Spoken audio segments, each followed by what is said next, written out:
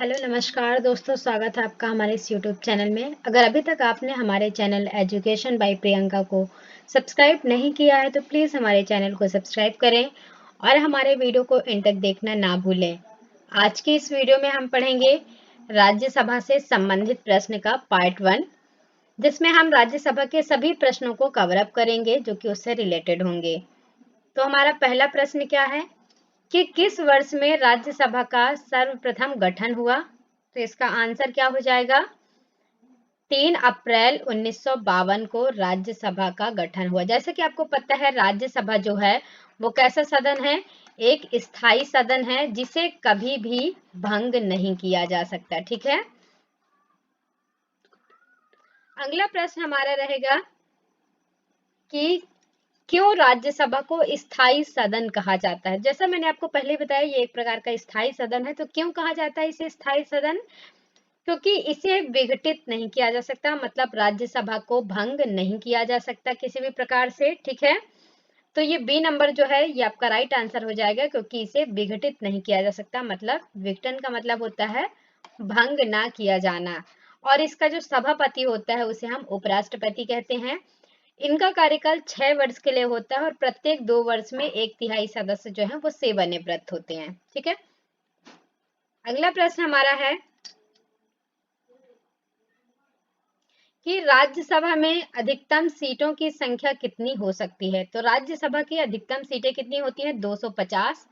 वर्तमान में हमारी है 245। ठीक है। वर्तमान संख्या कितनी है? 245 है, जो कि अलग अलग राज्यों में अलग अलग होती है। फिर अगला प्रश्न है हमारा, वर्तमान समय में यानी 2022 की बात करें तो राज्यसभा में सदस्यों की प्रभावी संख्या कितनी है? तो 245 वर्तमान सदस्य संख्या है हमारी। ठीक है। अगला प्रश्न हमारा, राष्ट्रपति द्वारा राज्यसभा के लिए कितने सदस्य नामित किए जाते हैं? नामित करना मतलब मनोनीत करना होता है। ठीक है। तो कितने सदस्य मनोनीत किए जाते हैं? राज्यसभा से 12 सदस्य मनोनीत किए जाते हैं, जो कि विज्ञान, कला, इन सभी में परिपक्व होते हैं। मतलब इन सभी का उन्हें ज्ञान होना चाहिए। अगला प्रश्न है, राज्यसभा में किसका प्रतिनिधित्व होता है?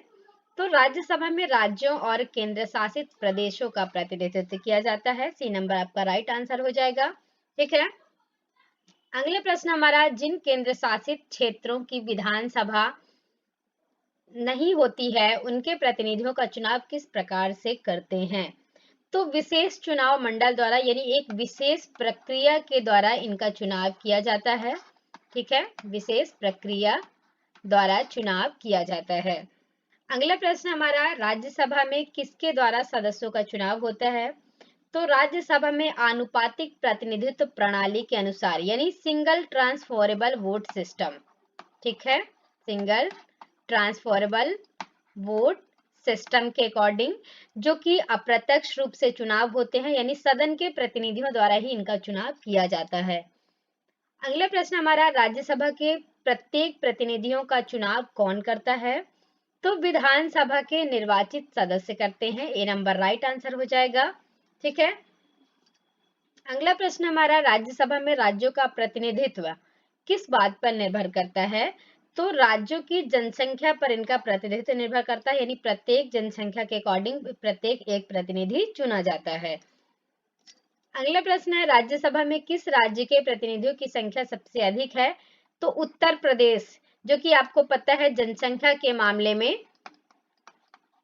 सबसे आगे है ना। जनसंख्या सबसे ज्यादा है यहाँ की, इसलिए सबसे अधिक प्रतिनिधियों का चयन किया जाता है। अगला प्रश्न है, राज्यसभा में उत्तर प्रदेश के कितने सदस्य चुने जाते हैं? तो 31 सदस्य उत्तर प्रदेश से चुने जाते हैं राज्यसभा के लिए, जो कि सबसे अधिक संख्या होती है इनकी। अगला प्रश्न हमारा, निम्न में से किन राज्यों में राज्यसभा में समान प्रतिनिधित्व मिला है? तो आंसर क्या हो जाएगा? आंध्र प्रदेश और मध्य प्रदेश, बिहार और पश्चिम बंगाल, उड़ीसा और राजस्थान। मतलब इसका आंसर क्या हो जाएगा? ये सभी आपका राइट आंसर हो जाएगा, मतलब डी नंबर राइट होगा। ठीक है। अगला प्रश्न हमारा, निम्न में से किन केंद्र शासित प्रदेशों के प्रतिनिधित्व राज्यसभा में है? तो दिल्ली और पौंडीचेरी इनका प्रतिनिधित्व जो है वो राज्यसभा में शामिल है। अगला प्रश्न हमारा, निम्न में से किन राज्यों में राज्यसभा में समान प्रतिनिधित्व प्राप्त है? तो मध्य प्रदेश और गुजरात को समान प्रतिनिधित्व प्राप्त है और दोनों ही राज्यों से समान प्रतिनिधि चुनकर जाते हैं राज्यसभा में। अगला प्रश्न है, राज्यसभा में बिहार की कितनी सीटें हैं? तो बिहार की 16 सीटें हैं राज्यसभा में। ठीक है, ना तो बहुत कम है ये सीटें, ना ही बहुत ज्यादा हैं। अगला प्रश्न है, राज्यसभा में चुनाव हेतु किसी व्यक्ति की उम्र कम से कम कितनी होनी चाहिए? तो कम से कम राज्यसभा के लिए 30 वर्ष आयु होनी चाहिए, ना तो इससे अधिक हो ना इससे कम हो। ठीक है, और सबसे बड़ी योग्यता कि वह राज्यसभा का सदस्य चुने जाने की योग्यता रखता है। ठीक है, ऐसे व्यक्ति को राज्यसभा का सदस्य बनाया जाता है। तो कम से कम 30 वर्ष आयु होनी चाहिए। अगला प्रश्न है, राज्यसभा में सदस्यों का कार्यकाल कितने वर्ष का होता है? तो 6 वर्ष का कार्यकाल होता है इनका, और प्रत्येक 2 वर्ष में 1/3 सदस्य जो हैं, 1/3 सदस्य सेवानिवृत्त होते हैं। ठीक है, कितने वर्ष में? प्रत्येक 2 वर्ष में। ठीक है, ये आपका राइट आंसर हो जाएगा। 6 वर्ष का कार्यकाल होता है, और इसके बीच चाहे तो यह त्याग पत्र अपना समय से पूर्व भी दे सकते हैं। अगला प्रश्न है, क्या राज्यसभा में सभी सदस्यों का चुनाव एक साथ होता है? तो इसका आंसर हो जाएगा नहीं, सभी का चुनाव अलग अलग होता है। जैसे राज्यसभा का जो सभापति होता है उसका चुनाव अलग तरीके से होता है, और अन्य सदस्यों का चुनाव जो है वो विधानसभा के सदस्यों द्वारा होता है। अगला प्रश्न है, क्या राष्ट्रपति लोकसभा के समान राज्यसभा को भी भंग कर सकता है? तो नहीं भंग कर सकता। क्यों? क्योंकि राज्यसभा जो है, राज्यसभा एक स्थायी सदन है जिसे कभी भी भंग नहीं किया जा सकता। ठीक है, ये आपका राइट आंसर हो जाएगा, बी नंबर। अगला प्रश्न है, लोकसभा और राज्यसभा में गण पूर्ति संख्या कितनी है? तो इसका आंसर क्या हो जाएगा? कुल सदस्य संख्या का 1/10वां भाग। ठीक है, इसकी कोरम संख्या होती है। अगला प्रश्न है, राज्यसभा में गण पूर्ति के लिए कितनी निर्धारित संख्या है? तो 25 निर्धारित संख्या है। ठीक है, कम से कम 25 सदस्य होने चाहिए। अगला प्रश्न हमारा, निम्न में से किसको राज्यसभा को भंग करने का अधिकार है? तो राज्यसभा को कौन भंग कर सकता है? क्योंकि राज्यसभा स्थायी सदन है, तो इनमें से कोई भी इसे भंग नहीं कर सकता, ना तो राष्ट्रपति, ना तो उपराष्ट्रपति, ना प्रधानमंत्री। तो इनमें से कोई भी भंग नहीं कर सकता, क्योंकि ये स्थायी सदन होता है, कभी भी ना भंग किए जाने वाला। ठीक है, तो राज्यसभा भंग नहीं की जाती।